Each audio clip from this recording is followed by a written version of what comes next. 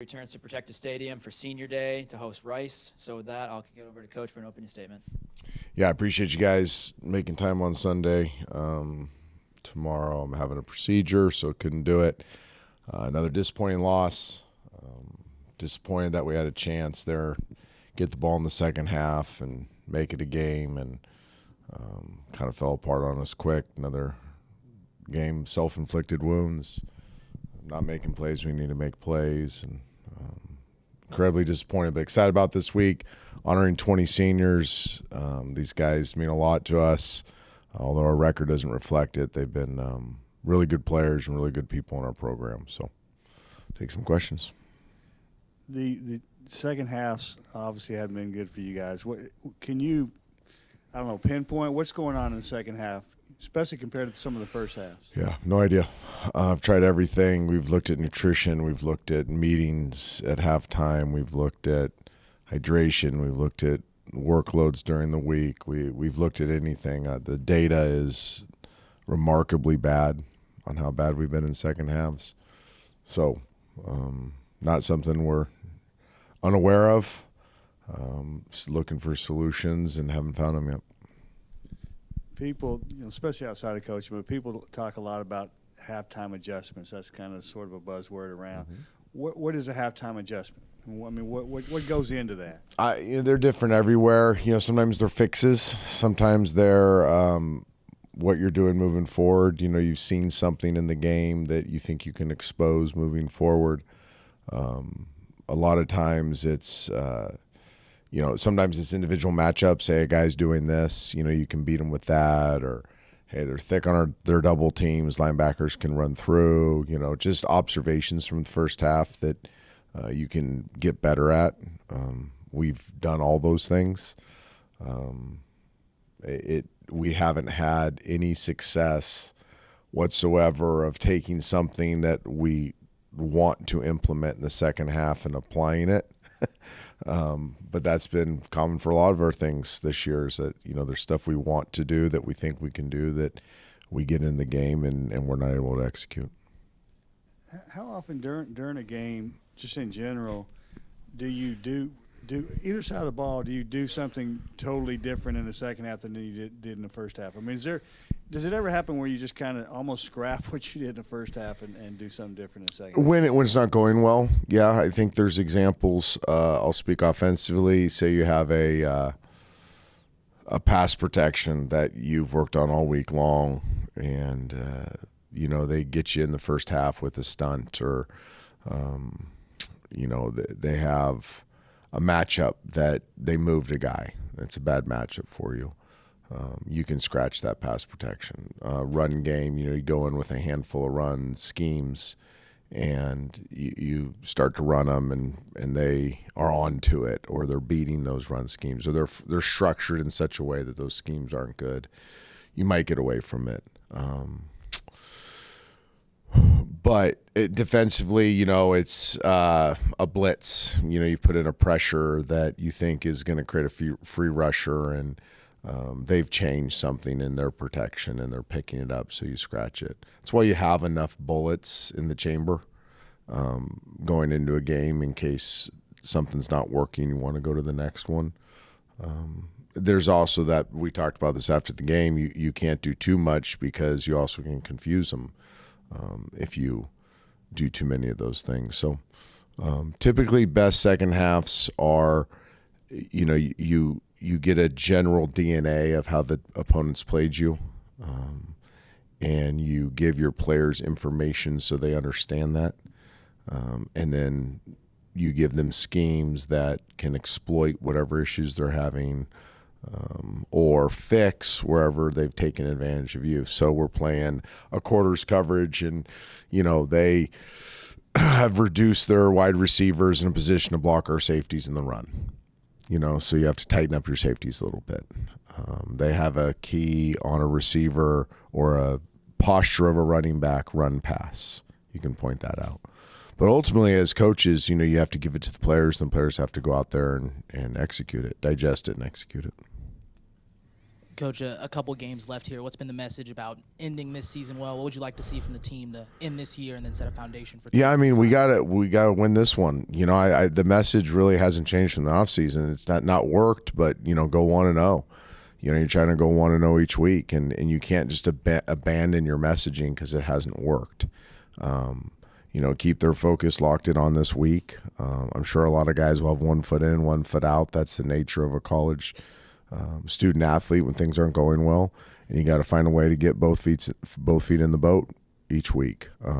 I do think playing for their seniors is an important thing. You know, if they need a little extra motivation, but really the motivation is this is the next challenge, and as a competitor, you're always trying to win the next one, whether you're 8-2 or 2-8. For those seniors, just what would you say, as you kind of said, the record hasn't shown what they've left here, but what have they left for this program? What do you think they've left to set you up for the years to come? Yeah, they've invested a lot, right? They've endured a lot. I think the resilience is as much as anything. You know, they've shown great resolve through a coaching change, through unmet expectations, new guys that came in who wanted a fresh start, and thought that they could really be a part of turning this thing around and haven't been able to. You know, that's disappointing for them, but they've shown resolve. I'm proud of most of these guys because of the leaders they've been in the midst of some tough times. So there's a lot that these guys have brought to this program and just set an example for the younger players.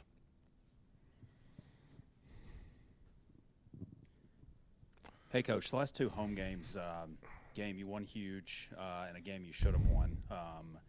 What went into the success of playing at home? You know, a lot of times young guys play better at home than they do on the road. What kind of went into that success, and what are some things you're looking for in your last home game of the year? Well, it's always, I mean, in general, it's easier to play at home. Your routines are better. It's more comfortable. I think our kids appreciate seeing their families come into town. You know, a lot of these kids' families are pretty close, so their families coming into town.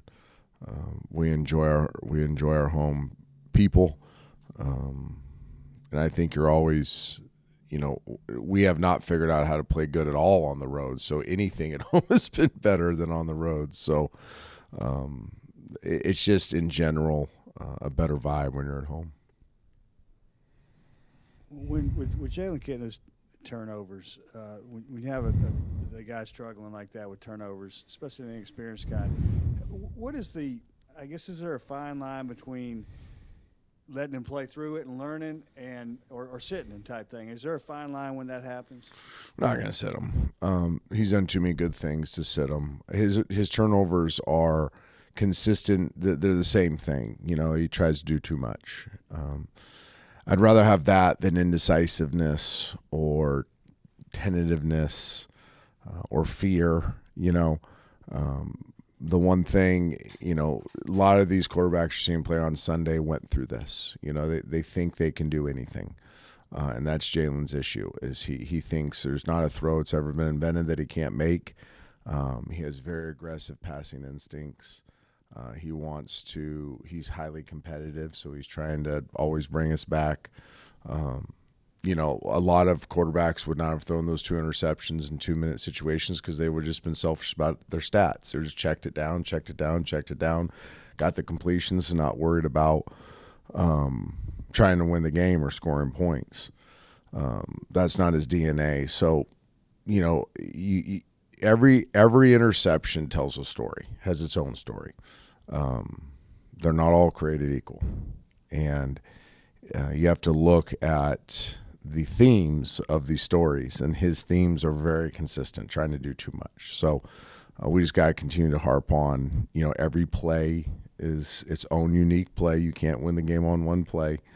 You can lose it on one play, but you can't win it on one play.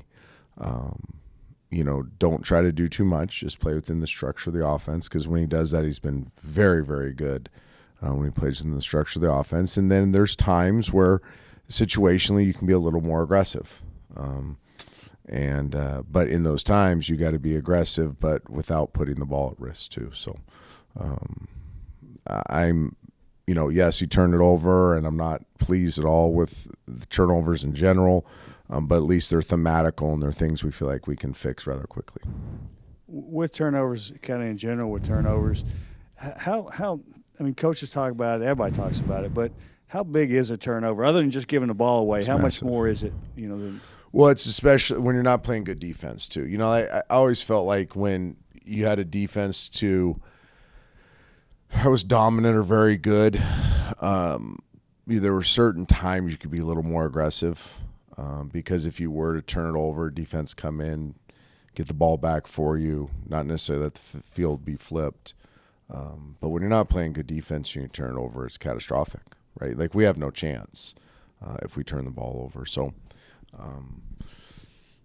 it's just tough because, I've always believed turnovers are a function of habits. And our habits during the week don't reflect what's going on in the game, as I told you after the game. So we're scratching our heads. Continue to go back to work this week on creating better habits, emphasizing the themes that are getting us in trouble. Try to replicate those in practice so players are more comfortable, and hopefully the turnover bug goes away. with Michael Moore yesterday, getting kicked out the end there, does that affect him at all this week? I'm calling the league on that. It's disappointing. This has been habitual, and it's something that needs to be addressed. So I'll call the league on that one. Coach, something I've been thinking about the last few weeks is, obviously your tenure here started as the program moved into a new conference. How long do you think an adjustment period is? Because you've seen a lot of programs that struggle when they move to maybe a league that's got better competition in it. I guess kind of what are your thoughts on that? Yeah, it's still something I'm trying to figure out, to be honest. I don't have an answer for that. I do know that, I studied – here's my only basis to answer that. When I was considering this job, I watched 2 seasons of UAB football in Conference USA. So I got a pretty good feel for those opponents. And then when you come into this job and you're studying the teams in this conference, there was a pretty significant uptick in competition, especially from the middle of the league down. So I do think that the league is significantly better. But that's not an excuse for our record. I still think there's other USA teams that came into the American too in the same situation. They've had more success. So it's a significant uptick in competition, quality of player, coaching, resources. But we also came in with a new era of college football too. It just wasn't a new conference. It was a new era of pay for play, and I think that has something to do with some of the challenges in front of us as well. But we're trying to figure out, considering our circumstances, how we can be obviously more competitive than we've been. So it's something we think about every day. I have hundreds of notes sitting around in my computer on pieces of paper of trying to find solutions, and we'll continue to do so because what's happened at this point is just unacceptable. Coach, looking at this opponent here, this is a team that lost by a score to, I think, Memphis, and UConn has a win over Navy. What stands out on tape about this group, and what will it take to get a win here? Extremely good defense, 30th ranked defense in the country. Very physical, very, very well coached. We just saw a stat. I think they're 4th against the pass, something like that. So they're good. They're much better than their record. Defensively, I talked to Coach Silverfield before the game, and we were chatting about a bunch of stuff, and he said that they're the most physical team they've played this year. So, as usual, we're in for a great challenge, and they're, like us, they're not bowl eligible, so they're treating every game like they're bowl. So I'm sure we'll get their best effort. For you with your procedure tomorrow, what is your week? What's your availability? I guess. Well, I don't know. I've been told that I should be able to come in Tuesday. and at least observe. I don't know how I'll feel. It's a pretty serious surgery, so. But the surgeon is confident that I'll be able to move around. He wants me to move around. But I'm sure I'll be in a great deal of pain. No more pain than I'm in right now. There's no possible way I'll be in more pain than I am right now. So it'll probably be a different kind of pain. And then, I'll be careful with whatever medications they give me. I'm not going to make a lot of decisions if I'm on pain meds or something. So day to day is, I guess, how I would say it. But I plan on coming in office on Tuesday. Could you see yourself being coaching from a hospital bed in the No, press box or anything like that? I would not have done it if I felt, that was one of the questions I asked when I went last week. So I had this scheduled for December 10th, and I just can't, I feel weak saying this, but I just can't handle the pain anymore. Nerve pain is brutal. So I went in last week to meet with the surgeon and asked him those questions, like, is there a chance that I'd miss the week? And he goes, not unless there was a complication. So they've had a great deal of success of patients walking out that day, and then moving around that week and going back to work slowly. I may have to sit here all week, but I think by game day I should be fine to at least add some value, hopefully. I mean, obviously, we can see you've been in discomfort, but is it just been? Was it something that was it recent, or is it just kind of built up during the season? So I've had when I did my NFL disability claim years ago, they noticed that I had bulging discs in my neck, and but I hadn't really had any symptoms. I'd get stiff neck and stuff like that, but nothing terrible.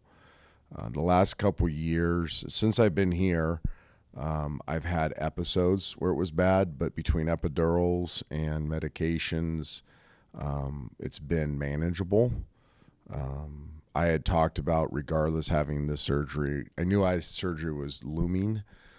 So we had talked about having it this offseason. I also have a shoulder that has to be done. I have a torn labrum and rotator cuff. So talked about different scenarios where maybe I'd do both in the offseason. There's never a good time as a coach. You're recruiting or spring ball, or there's always something. So about a month, it was the Army game, coming back from the Army game, that I started noticing that it was getting worse and worse, and then it's gotten significantly worse every week since Army. So the last 2 weeks have been unbearable. Changed the medication. It's helped a little bit, but it's all day, every day. Nerve pain, which anybody that's dealt with that, it's a different type of deal. And I've dealt with a lot of pain, but nerve pain is the best way I can explain is if you ever had a root canal or super bad toothache, imagine that in your back and your arm. It's like that's all day, every day. So I had to get this done. I couldn't handle it anymore, and hopefully I'll be able to function enough to help us win this next game. And final thing for me with these last 2 weeks, with what your record is, and is there a chance that you play some younger guys? And I don't mean a lot, but get some of the younger guys in. It'll be a topic of conversation. I don't think we want to waste any red shirts. We have a lot of good young players. We feel good about how we've recruited. We have a lot of good young players that we don't want to jeopardize their red shirt, so we'll keep that in mind. I don't want to not play seniors. I don't want to abandon the season for next year's development. I want to be true to trying to win the next game. Now, saying that, I do think there are some younger players that have earned time. They've earned the opportunity to get some playing time, and we'll make sure we get them involved. And then there's guys that, it's kind of a toss-up between them and the other ones, and those guys will start probably splitting reps in some of those areas as well. All right, thanks, you guys.